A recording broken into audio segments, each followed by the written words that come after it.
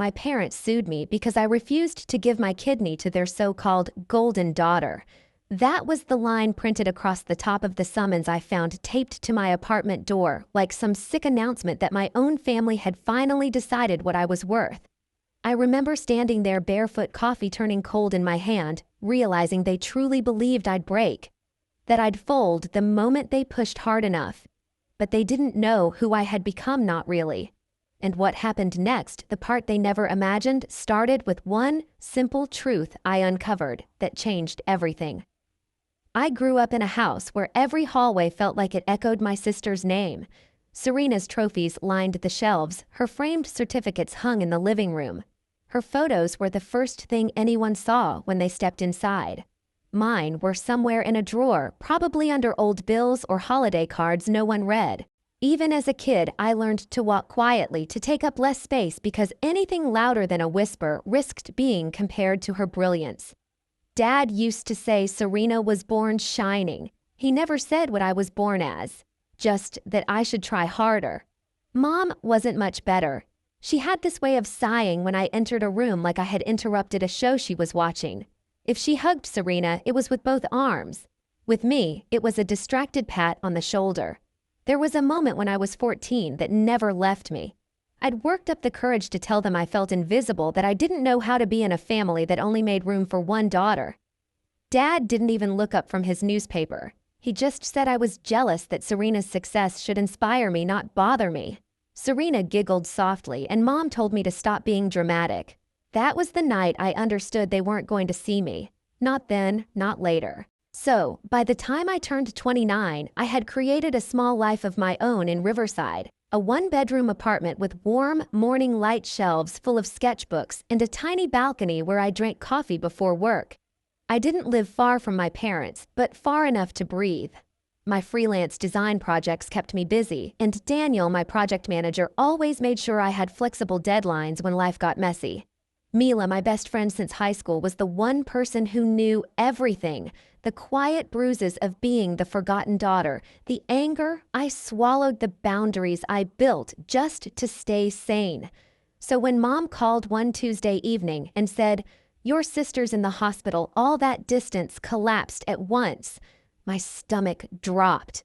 No matter how complicated things were, hearing Serena was sick shoved every old instinct to the surface. I rushed to the hospital that night, walking through hallways lit too brightly, wondering what I was about to face. I didn't know then that this was the beginning, the moment where everything I feared about my family would come true, just not in the way I expected. Serena looked smaller than I remembered, lying against crisp white sheets, her skin pale beneath harsh fluorescent lights. Mom hovered near the foot of the bed like a grieving saint, and Dad stood rigid beside her, jaw-clenched arms, crossed as if anger alone could fix her kidneys. When I stepped in, both of them turned toward me with this strange mix of desperation and expectation. Not love, never love. More like they had been waiting for their missing puzzle piece to walk through the door. Dr. Hale entered a moment later, flipping through charts before speaking. "Serena's kidneys are failing. We've tested the family. Only one match came back." His eyes shifted to me. "It's you, Peyton." The room went quiet in that heavy, suffocating way I remembered from childhood, when disappointment settled before the punishment. Dad didn't even blink. "So when can she schedule the surgery?" That was it. "No." "How are you holding up?" "No." "Do you need time?" Just a command tossed across the room like I was an assistant, not a daughter. I cleared my throat. "I haven't made any decisions yet. I need to understand the risks." Mom's expression hardened instantly. "Risks, Peyton. This is your sister's life." "I know," I said, though. My voice wavered. "That's why I need to talk to my doctor first." Dad's voice rose sharp enough to slice. Most people wouldn't hesitate a second. "She's your blood." The irony almost made me laugh. Blood never meant much in our house, not unless it belonged to Serena. Over the next few days, everything escalated. They called nonstop, left long voicemails about family duty, showed up outside my apartment unannounced. Mila sat with me one afternoon as I listened to Mom's latest message, her voice trembling, dramatic, dripping guilt. If you love us, you'll do this. Don't make us beg. They thought you'd break, Mila said quietly. And she was right. My parents believed, like they always had, that if they pushed hard enough, guilt would bend me back into place. But the more they pushed, the more something inside me stiffened. I met with Dr. Rowan the next morning in his small office overlooking Riverside. He explained everything plainly. The surgery itself wasn't trivial. Recovery would take weeks. Long-term risks existed, especially if I ever faced kidney issues myself. Donation is generous, he said gently, but it must be voluntary and fully informed. No one should pressure you. Something clicked, then something sharp. Dr. Rowan, is dialysis still an option for her? He looked surprised. Yes, absolutely. In fact, we recommended it months ago. She didn't follow through. I blinked. She refused it. He nodded. Multiple appointments. That single truth hit harder than anything my parents had said. Serena wasn't dying tomorrow. She wasn't without options. They just wanted the fastest one, the most convenient one, me. I walked out of the clinic into the cool afternoon air, feeling unsteady but awake, like I had been living underwater for years, and suddenly surfaced. And as my phone buzzed again, Dad's name lighting up the screen, I realized a turning point had arrived. Whether I answered or not, nothing would ever be the same. I didn't answer Dad's call. Not that day, not the next. Every missed call felt like a weight, but every time I let it ring, something inside me straightened like a spine, finally learning it didn't have to bow. Still, the silence didn't last long. 2 mornings later, there was a knock on my apartment door, firm, insistent. When I looked through the peephole, Mom stood in the hallway wearing what I privately called her serious conversation outfit, the kind she used whenever she wanted something big. I opened the door just enough to block her from stepping in. Mom, now's not. She slipped past me anyway. Patent enough. We need to talk. She looked around my apartment with thinly veiled disappointment, as if the plant on my windowsill offended her. Then she turned to me with that soft, sweet voice she saved for manipulation. Honey, Serena is running out of time. You're her only hope. I took a slow breath. That's not what Dr. Rowan said. Dialysis is still viable. Her expression snapped like a rubber band. Dialysis is suffering. Why would you let your sister endure that when you could fix this now? Because it's my body, I said quietly. And I deserve to decide what happens to it. Her face tightened. You're being selfish. I almost laughed. For 29 years, I'd been anything but. I'd been careful, quiet, accommodating, invisible.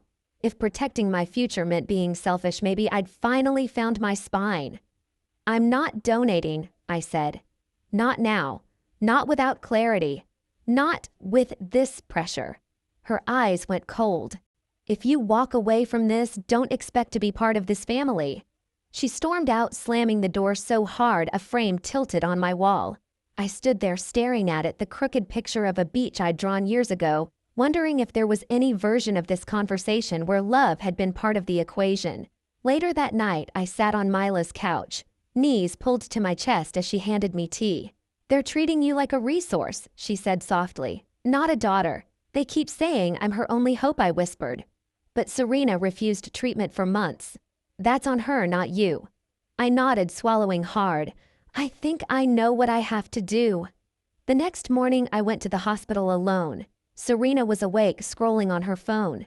She looked up, eyes tired but sharp. So, did you come to tell me you'll do it? No, I said. I'm here to tell you I won't. Her jaw tightened. You're letting me die. No, I said. You're choosing not to fight for yourself. For the first time, something flickered in her expression. Fear, maybe. Or the realization that I wasn't bending. That was the moment I walked away. Out of her room, out of their expectations, out of the role they'd carved for me. I didn't know what came next. But I knew this. I wasn't breaking. The summons arrived 3 days after I walked out of Serena's hospital room. It was slipped under my apartment door sometime before sunrise, the corner catching on the rug. I almost stepped on it. At first, I thought it was a delivery notice or a flyer, but then I saw the county seal, the bold type, my full name printed coldly across the top. My parents were suing me for emotional distress and reckless endangerment because I refused the surgery. I sat on the floor, legs numb, the world narrowing to the sound of my own breathing. There had always been a line between us, thin, frayed, but this was scissors cutting straight through whatever thread was left. Mila came over within minutes. She crouched beside me, skimming the document. "They're out of their minds," she whispered. "Completely gone." "They think I'll cave," I said, voice flat. "This is another tactic. Another push."